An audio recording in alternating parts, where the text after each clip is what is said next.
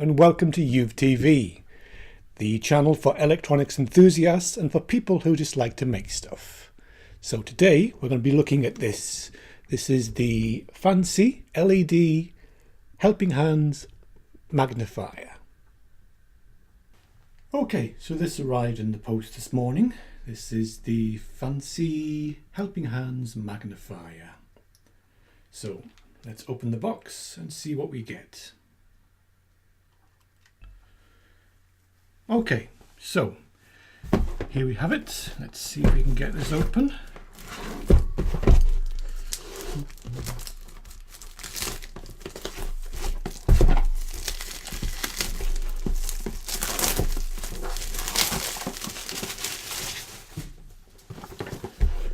So it's the Fancii LED Helping Hands Magnifier, USB and battery operated.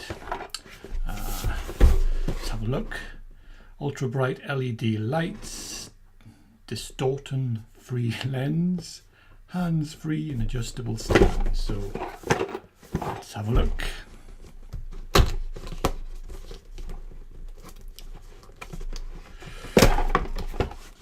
So inside the box we have some sort of cleaning cloth, a little white box, and the unit itself, and an instruction leaflet.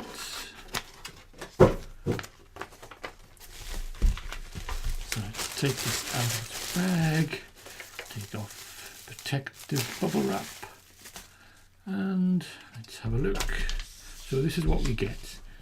Instruction leaflets, I imagine typical Chinese. That's not too bad actually, that's fairly clearly laid out in English. So we'll have a look at that a bit later. The cloth I assume is for polishing the plastic lens. Seems quite thick, nice quality. But what's in the mysterious white box? I see we have the little sponge holder, a USB to looks like 3.5 jack plug, and jaws, the miscellaneous bits that make up the helping hand. So let's put it together. So overall it's a lot lighter than I was expecting, which hopefully won't be a problem. So first of all, let's get this floppy arm sorted out. Two adjustment knobs. This one seems to tighten not a great deal. This one doesn't do a great deal either. You have to tighten those quite tight to get them stiff enough to be practical. Okay, so on the side it's got this little soldering iron stand which swivels to different angles. I'm a bit concerned that if you put it too close it's actually physically touching the plastic body of the stand. Obviously this may get hot with a hot iron in there, which may cause some melting there. Anyway, there's this little tightening screw there, again not brilliant quality, but does the job. Nothing on this side. On the base there is 4 sponge feet, which should help it stop sliding around too much. A little battery compartment takes, have a look, 3 AAA batteries. In fact, we put some batteries in now so we can see the lights in operation. We just find some batteries. Here we go. So let's open these up. 3 batteries.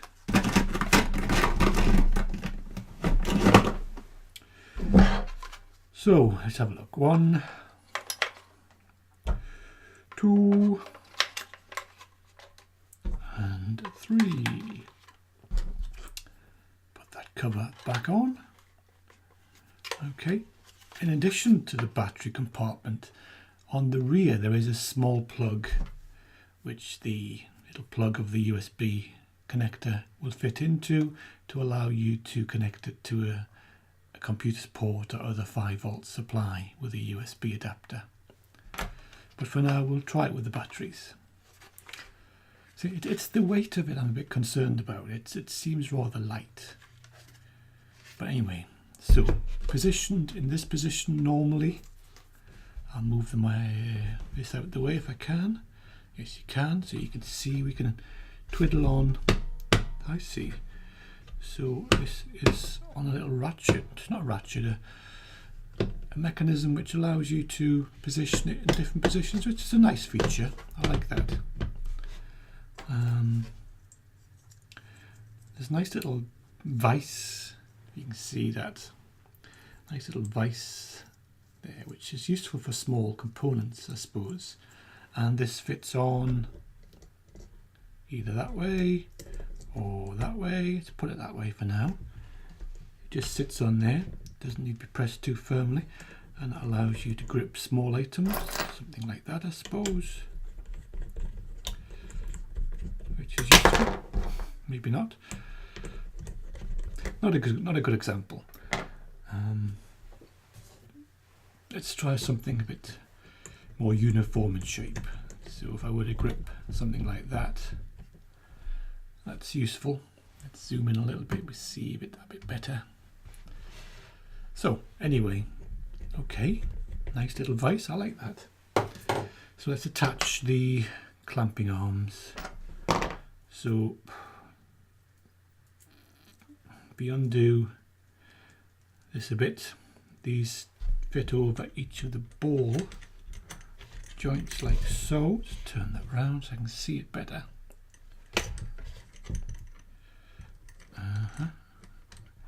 And the other side goes in there, a bit fiddly to get together, but once they're together, tighten the nut like so, and that clamps down.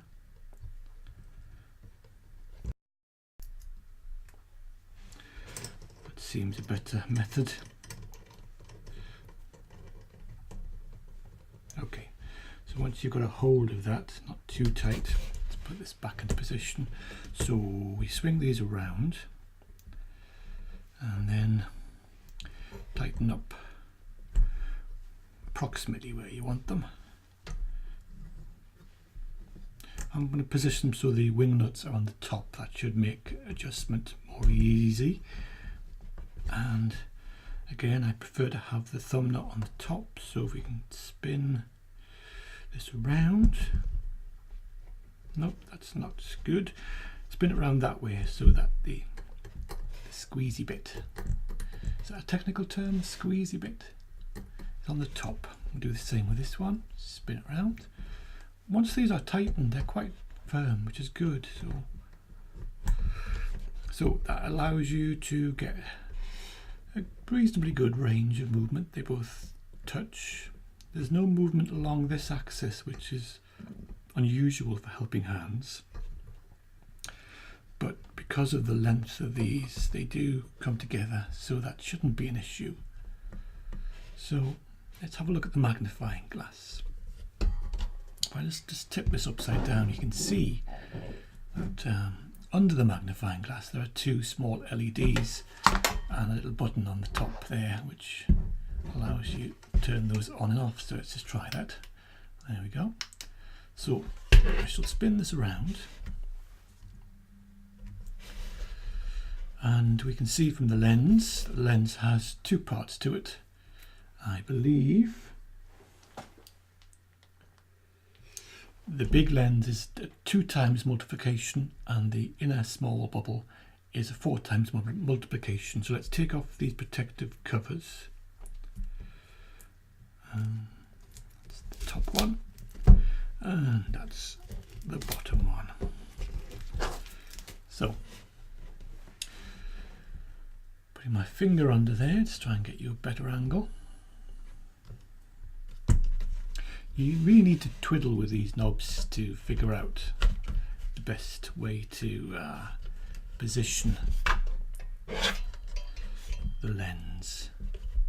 But if they're both loose, you can see that it basically has a good range of movement, but when put fully back, that is as far as it'll go back, which may be a little bit too far forward for some people's uses. But we'll lock it off there, and we'll lock that one off there. Oh, almost forgot a little tin tray. Take off the protective cover, and that just sits in there. In theory, you could put your sponge in there. Put your sponge in there. You may have to cut one to fit that particular shape, or you could put small parts in there. I've just noticed this little sliding piece here. Let's zoom in and see that. I don't know what that's for. There's no obvious reason for that, but I suppose we'll have a look at the manual and that'll give us a better idea. But for now, we'll pull down the lens.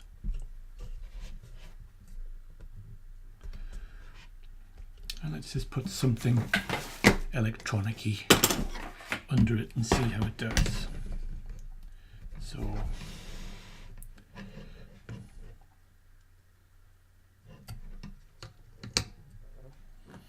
no, it's not too bad. Okay, so if I were to, for example, want to solder this plug to a piece of wire, I haven't got a piece of wire to hand, isn't that ridiculous? Here we go. Just to get an idea of magnification, perspective, obviously. Yes, that's not too bad. Again, I don't like the fact that it won't go back any further than that. Okay. So overall, I would say it's an attractive object. It sits on the workshop bench nicely. It looks good. The weight makes it feel a bit flimsy, I must admit. And for the price point, I think it's okay.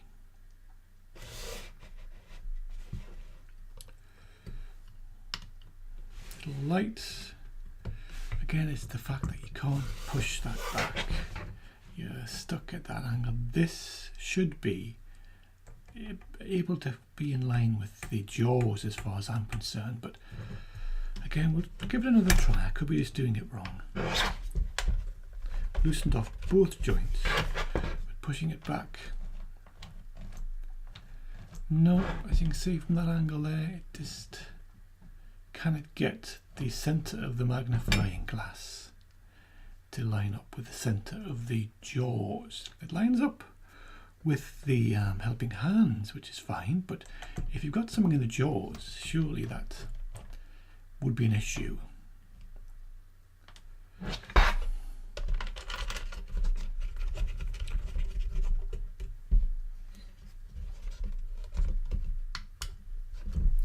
So overall, I've just noticed another thing here. I have this tightened, but it's still moving around. Doesn't seem to lift out. If I unscrew that, you can take it out, but then the base doesn't seem to be able to fix in place. So most people wouldn't use the iron holder. They'd have a separate solder station or soldering iron stand, but it's useful if you don't have that. And again, you see it's banging into the arms here.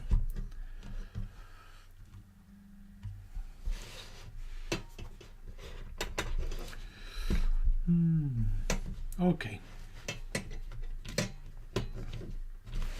So I wouldn't say it was a serious piece of equipment for a serious user. Fine for a hobbyist, but other than that,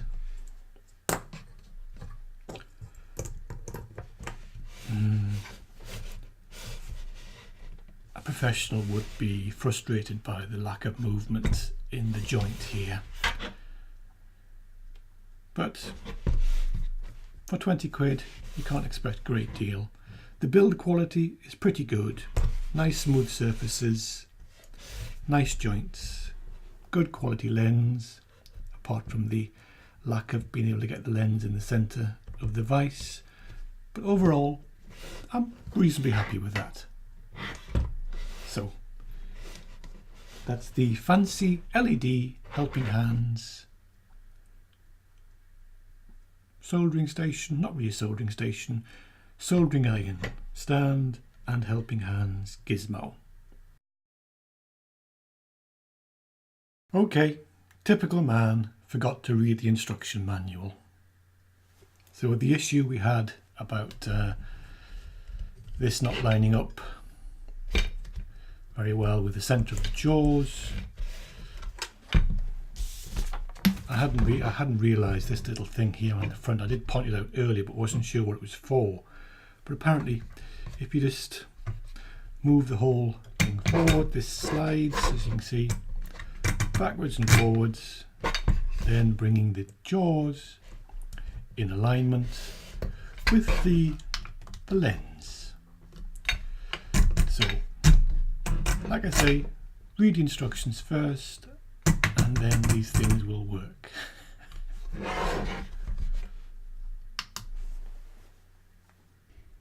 Okay, I hope you enjoyed that short video. Please check out some of our other videos over here. And if you could, I'd really appreciate if you can give me a thumbs up and press the subscribe button below. We review products, we give educational tutorials for electronics enthusiasts, we look at techie stuff, gadgets, all sorts of stuff. I try to release videos at least twice a week, often more frequently. So click that button below to keep informed. Bye.